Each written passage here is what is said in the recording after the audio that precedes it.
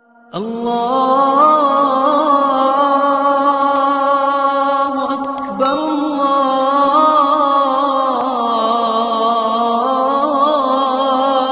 اللہ اکبر نحمده ونصلی علی رسولہ الکریم اما بعد فإنی اعوذ باللہ من الشیطان الرجیم بسم اللہ الرحمن الرحیم۔ سورۃ یونس۔ ارشاد باری تعالیٰ ہے، وہی اللہ ہے جس نے سورج کو چمک والا بنایا اور چاند کو نور اور اس کی منزلیں مقرر کی تاکہ تم سالوں کی گنتی اور حساب معلوم کر سکو۔ یہ سب کچھ اللہ نے حق ہی کے ساتھ پیدا کیا ہے۔ وہ اپنی آیتیں تفصیل سے بیان کرتا ہے ان لوگوں کے لیے جو جانتے ہیں۔ اور اسی طرح سورۃ فصلات میں اللہ تعالیٰ کا ارشاد ہے، اور دن اور رات، سورج اور چاند یہ بھی اس کی نشانیوں میں سے ہیں۔ تم سورج کو سجدہ کرو نہ چاند کو، بلکہ سجدہ اس اللہ کو کرو جس نے ان سب کو پیدا کیا ہے، اگر تم واقعی اسی کی عبادت کرتے ہو۔ نماز کسوف کے سنت موقدہ ہونے میں علماء اکرام کا اتفاق ہے، کیونکہ یہ نماز رسول اللہ صلی اللہ علیہ وسلم کے عمل ہی سے ثابت ہے۔ سورج یا چاند گرہن اللہ تعالیٰ کی نشانیوں میں سے ایک نشانی ہے جس کے ذریعے اللہ تعالیٰ اپنے بندوں کو ڈراتا ہے۔ اللہ تعالیٰ کا فرمان ہے، وَمَا نُرْسِلُ بِالْآيَاتِ إِلَّا تَخْوِيفًا۔ سورۃ اسراء کی آیت نمبر 59 میں ہے، ہم تو لوگوں کو دھمکانے کے لیے ہی نشانات بھیجتے ہیں۔ اسی طرح عہد نبوی صلی اللہ علیہ وسلم میں سورج کو گرہن لگا تو آپ صلی اللہ علیہ وسلم چادر گھسیٹتے ہوئے گھبراہٹ کے ساتھ جلدی میں مسجد کی طرف آئے، لوگوں کو نماز پڑھائی اور انہیں بتایا کہ یہ گرہن اللہ تعالیٰ کی نشانیوں میں سے ایک نشانی ہے جس کے ذریعے سے وہ اپنے بندوں کو ڈراتا ہے، لوگوں پر عذاب کے نازل ہونے کا سبب ہو سکتا ہے۔ پھر آپ صلی اللہ علیہ وسلم نے اس کے خاتمے کے لیے چند اعمال جو بہت نیک ہیں ان کی طرف توجہ دلائی۔ آپ صلی اللہ علیہ وسلم نے ایسی صورتحال میں گرہن کے صاف ہونے تک نماز، دعا، استغفار، صدقہ، غلاموں کو آزاد کرنے کا حکم دیا۔ مقصد یہ تھا کہ اس صورتحال میں لوگوں کو اللہ تعالیٰ کی طرف توجہ اور رجوع کروایا جائے۔ زمانہ جاہلیت میں لوگ یہ اعتقاد رکھتے تھے کہ یہ گرہن کسی عظیم شخصیت کی ولادت یا وفات کے موقع پر ہوتا ہے، اسی لیے رسول اللہ صلی اللہ علیہ وسلم نے اس اعتقاد کو باطل قرار دیا اور اس کے بارے میں حکمت الہی کی وضاحت فرما دی۔ رسول اللہ صلی اللہ علیہ کے زمانہ میں جس روز آپ صلی اللہ علیہ وسلم کے بیٹے حضرت ابراہیم فوت ہوئے، اتفاقاً اسی روز سورج کو گرہن بھی لگا۔ لوگوں نے کہا کہ ابراہیم کی موت کے سبب سورج کو گرہن لگا ہے۔ اللہ کے نبی صلی اللہ علیہ وسلم نے اس کی تردید کرتے ہوئے فرمایا، ان الشمس والقمر آیات من آیات اللہ۔ سورج اور چاند اللہ تعالیٰ کی نشانیوں میں سے دو نشانیاں ہیں جن کے ذریعے سے اللہ تعالیٰ اپنے بندوں کو ڈراتا ہے۔ یہ کسی انسان کی زندگی یا موت کی وجہ سے بے نور نہیں ہوتے۔ جب تم انہیں ایسی حالت میں دیکھو تو اس وقت تک نماز پڑھتے رہو اور اللہ تعالیٰ سے دعا کرتے رہو جب تک کہ یہ گرہن ختم نہ ہو جائے۔ صحیحین کی روایت کے مطابق فَادْعُوا اللَّهَ وَصَلُّوا حَتَّى يَنْجَلِيَ، جب تک وہ صاف نہ ہو جائے تب تک دعا اور نماز میں مشغول رہو۔ اسی طرح صحیح بخاری کی حدیث میں سیدنا ابو موسیٰ اشعری رضی اللہ عنہ سے روایت ہے، آپ صلی اللہ علیہ وسلم نے فرمایا، یہ نشانیاں جنہیں اللہ تعالیٰ ظاہر کرتا رہتا ہے، یہ کسی کی موت یا کسی کی زندگی مطلب کسی کی پیدائش کی وجہ سے ظاہر نہیں ہوتی، بلکہ اللہ تعالیٰ ان کے ذریعے سے اپنے بندوں کو ڈراتا ہے۔ جب تم یہ دیکھ لو تو اللہ تعالیٰ کا ذکر کرو، اس سے دعا اور استغفار کرو، یعنی جب ان کو دیکھ لو تو اللہ کے ذکر اور اس سے دعا اور استغفار میں مشغول ہو جاؤ۔ اللہ تعالیٰ سورج اور چاند پر گرہن طاری کر کے ان دو عظیم نشانیوں کو اس لیے دکھاتا ہے کہ لوگ عبرت حاصل کریں اور انہیں علم حاصل ہو کہ دونوں اللہ تعالیٰ کی مخلوقات میں سے ہیں۔ مخلوقات کی طرح ان میں بھی نقص اور تغیر ہو سکتا ہے۔ اس کے ذریعے سے اللہ تعالیٰ لوگوں کو بتاتا ہے کہ ہر چیز پر قدرت صرف اسی کی ہے۔ اس کے علاوہ یہ بھی کہ وہ اکیلا ہی عبادت کے لائق ہے، جس طرح کہ ارشاد باری تعالیٰ ہے، سورۃ فصلت ہے، وَمِنْ آيَاتِهِ اللَّيْلُ وَالنَّهَارُ وَالشَّمْسُ وَالْقَمَرُ لَا تَسْجُدُوا لِلشَّمْسِ وَلَا لِلْقَمَرِ وَاسْجُدُوا لِلَّهِ الَّذِي خَلَقَهُنَّ إِن كُنتُمْ إِيَّاهُ تَعْبُدُونَ۔ اور دن اور رات اور سورج اور چاند بھی اس کی نشانیوں میں سے ہیں، تم سورج کو سجدہ نہ کرو نہ چاند کو، بلکہ سجدہ اس اللہ کے لیے کرو جس نے سب کو پیدا کیا ہے، اگر واقعی تم اسی کی عبادت کرتے ہو۔ نماز کسوف کا وقت گرہن لگنے سے شروع ہوتا ہے اور اس کے ختم ہونے تک رہتا ہے، کیونکہ رسول اللہ صلی اللہ علیہ وسلم کا فرمان ہے، جب تم انہیں ایسا ہوتے ہوئے دیکھو تو اس وقت تک نماز پڑھتے رہو اور اللہ تعالیٰ سے دعا کرتے رہو جب تک کہ گرہن ختم نہ ہو جائے۔ گرہن ختم ہو جانے کے بعد نماز کسوف کی قضا نہیں ہے، کیونکہ اب اس کا وقت اور موقع ختم ہو چکا ہے۔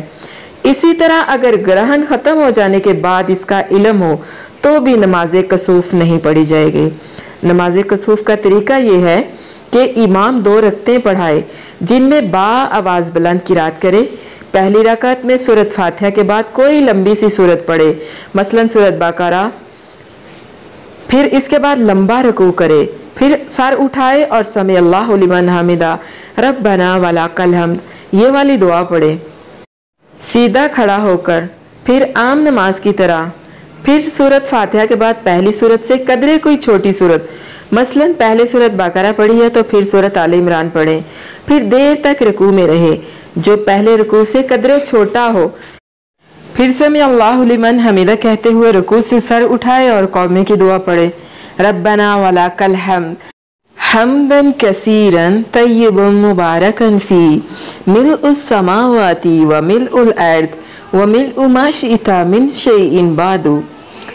یہ والی دعا پڑھنی ہے، پھر اس کے بعد تا دیر کھڑا رہے، پھر لمبے لمبے 2 سجدے کرے، دونوں سجدوں کے درمیان زیادہ دیر نہ بیٹھے، پھر اسی طرح دوسری رکعت ادا کرنی ہے کہ اس میں پہلی رکعت کی طرح 2 لمبے لمبے قیام اور 2 رکوع ہوں اور 2 ہی لمبے سجدے ہوں، پھر تشہد پڑھے اور سلام پھیر دے۔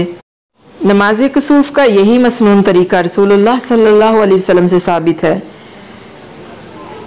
اس کے علاوہ بھی معتد طریقے ہیں جو صحیحین میں منقول ہیں، جن میں سے ایک طریقہ حضرت عائشہ صدیقہ رضی اللہ عنہا سے بھی مروی ہے کہ امام بخاری رحمہ اللہ اور امام مسلم رحمہ اللہ نے اپنی صحیح میں درج کیا ہے۔ حضرت عائشہ صدیقہ رضی اللہ عنہا فرماتی ہیں، رسول اللہ صلی اللہ علیہ وسلم کی زندگی میں سورج گرہن ہو گیا تو آپ صلی اللہ علیہ وسلم مسجد میں تشریف لائے تو لوگوں نے آپ کے پیچھے صفیں بنائی، آپ نے تکبیر کہی اور لمبی قرات کی، پھر اللہ اکبر کہا اور لمبا رکوع کیا، پھر سمع اللہ لمن حمدہ کہتے ہوئے کھڑے ہوئے اور سجدہ نہ کیا بلکہ قرات شروع کی جو کہ پہلی قرات کی نسبت کچھ کم تھی، پھر تکبیر کہی، پھر لمبا رکوع کیا جو پہلے رکوع کی نسبت تھوڑا کم تھا، پھر سمع اللہ لمن حمدہ ربنا ولک الحمد یہ والی دعا پڑھی، پھر سجدہ کیا، پھر دوسری رکعت بھی اسی طرح ادا کی۔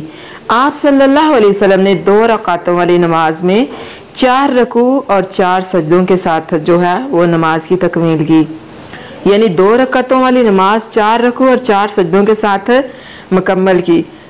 نماز سے فارغ ہونے تک سورج صاف ہو چکا تھا۔ مسنون یہ ہے کہ نماز کسوف بعد جماعت ادا کی جائے، کیونکہ رسول اللہ صلی اللہ علیہ وسلم نے ایسا ہی کیا تھا، اگرچہ یہ نماز بھی باقی نوافل کی طرح فردن فردن جائز ہے، لیکن بعد جماعت نماز ادا کرنا جو ہے وہ زیادہ افضل ہے۔ نماز کسوف ادا کر لینے کے بعد امام کو چاہیے کہ وہ لوگوں کو واعظ و نصیحت کرے، ان کی غفلت اور لاپرواہی پر انہیں تنبیہ کرے، دعا اور استغفار کا حکم دے۔ حضرت عائشہ صدیقہ رضی اللہ عنہا فرماتی ہیں، نبی کریم صلی اللہ علیہ وسلم جب نماز کسوف سے فارغ ہوئے تو لوگوں سے مخاطب ہوئے، اللہ تعالیٰ کی حمد و ثنا بیان کی اور فرمایا، یہ سورج اور چاند اللہ تعالیٰ کی نشانیوں میں سے 2 نشانیاں ہیں، یہ کسی کی موت یا زندگی یا کسی کی پیدائش کی وجہ سے بے نور نہیں ہوتے، جب تم ایسے ہوتے ہوئے دیکھو تو اللہ کو یاد کرو، تکبیرات کہو، نماز پڑھو اور صدقہ کرو۔ اگر گرہن ختم ہونے سے پہلے ہی نماز مکمل ہو جائے تو دوبارہ نماز پڑھنے کی ضرورت نہیں۔ बल्कि लोगों को अल्लाह ताला के जिक्र, दुआ और इस्तिग़फ़ार में मसरूफ़ हो जाना चाहिए। अगर नमाज के दौरान में ग्रहण ख़त्म हो जाने का इल्म हो जाए तो नमाज को तोड़ेंगे नहीं बल्कि उसे मुख्तसिर कर लेंगे, जिस तरह के फरमाने बारी ताला है, वला तुब्तिलू आमालकुम, यानी तुम अपने अमाल को गारत ना करो। इसी तरह रसूलुल्लाह सल्लल्लाहु अलैहि वसल्लम का इरशाद है, नमाज कसूफ ग्रहण के ख़त्म होने तक है।